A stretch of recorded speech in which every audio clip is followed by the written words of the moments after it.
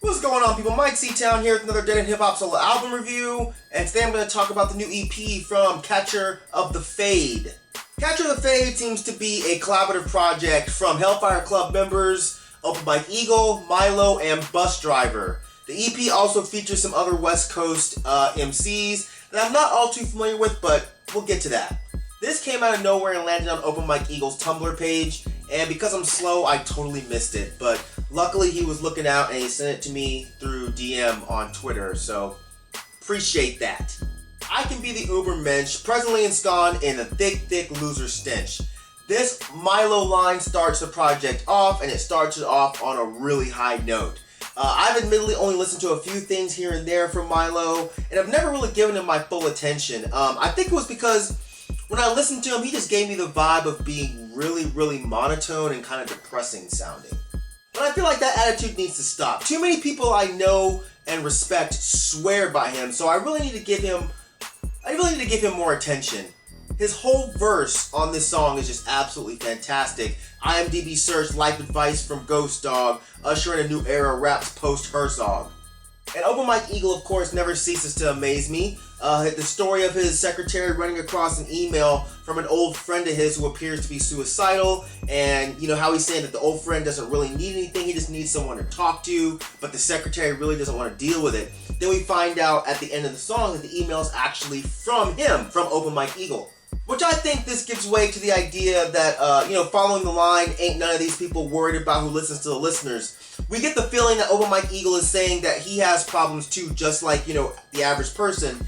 And I took this as almost a test for Gladys, who could be a metaphor for a lot of us. We'll listen to the issues going on with celebrities, but don't give a shit about what's going on with the average person around us. Gladys is clearly uninterested in talking to an average person about their ideas and their issues, and suggests telling them to fuck off, And essentially this feels like the collective us telling each other to fuck off whenever we feel like discussing our feelings or problems. Or it could be more of a metaphor for other people in the industry, whether it be rappers or label people who really just don't care about the well-being of the listeners of their products. But either way, this whole idea was just super dope. The Nick Diamond's assisted hook is really dope and catchy, giving a nice, airy feel to this track. The next track, Dash, is a bit more upbeat. I'm not really familiar with Kale, but he's another guy that I need to invest some time into because I really like what he does here on this track. I always love a Busdriver verse, man. I love the way this dude flows. It's always so interesting, and you can always count on him to say some wacky-ass, off-the-wall lines, like I'm in a jean jacket making pre-packaged steamed cabbage, making it seem ratchet. Like, what? The next song, Lip, is probably my favorite song on this whole EP. The beat is really good, but it's really that hook that hooked me. It gets stuck in your head very easily. Get it tatted on your inner lip. Get it tatted on your inner lip. Get it tatted on your inner lip. Get it tatted on your inner lip. I'm not familiar with Nietzsche Cortez either, who appears on this track, but he's also really good, so I need to look into him too.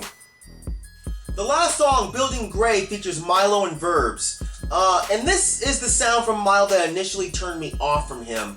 On this song, he sounds much more laid back and monotone than on the first track. It's never been his words that bothered me. He says some cool shit, like The Wanderer, Milo's a Ponderer, Pandering the Undead Dirtbag Philosophers. But it's really his delivery that kind of throws me off. But like I said before, I'm going to give his music another shot. Again, I'm not familiar with Verb's music, but I'm definitely going to look him up because I really liked him on this track. He has a really playful way of using his flow on here. Overall, this is a really cool EP. This release gives a good variety of sounds from these guys. No two songs on here sound alike, even though there's only 4 songs. But some are really airy and spacey, and the others you have more, upbeat turn-up tracks. My only gripe with this whole project is it's too goddamn short. It's only about 15 minutes long, but it's a fantastic and quality 15 minutes. I was left a bit confused though. Confused as to how this is being marketed. It's really just being marketed as a project by these particular rappers, Open Myke Eagle, Milo, and Busdriver, when in the past, it seems like this would have been marketed as a Hellfire Club project. So I'm not really getting what's going on here, especially with the absence of No Can Do on this project, because, you know, I could so hear him spitting on a track like Lip. So is there something that I'm missing? You know, I'm really not concerned with gossip or into gossip, but I'm just a bit curious here. Is there no Hellfire Club anymore? Is Hellfire Club dissolved? Or is this just like kind of like a side project thing? You know, if you guys know, let me know. But yeah, this project is definitely worth listening to for those that like the hip hop to have, you know, a bit of an experimental edge and a playful vibe to it. I would love to hear a full-length, more fleshed-out project from these guys. All their chemistry is great, and the quality of the music is totally top-notch. So, fellas, make that shit happen. So that's it. If you guys have heard this project, let me know what you thought of it. Put that in the comment section down there. And yeah, you know how we do in these streets. Thank you for living, thank you for loving, thank you for being you. And I will see you guys next time.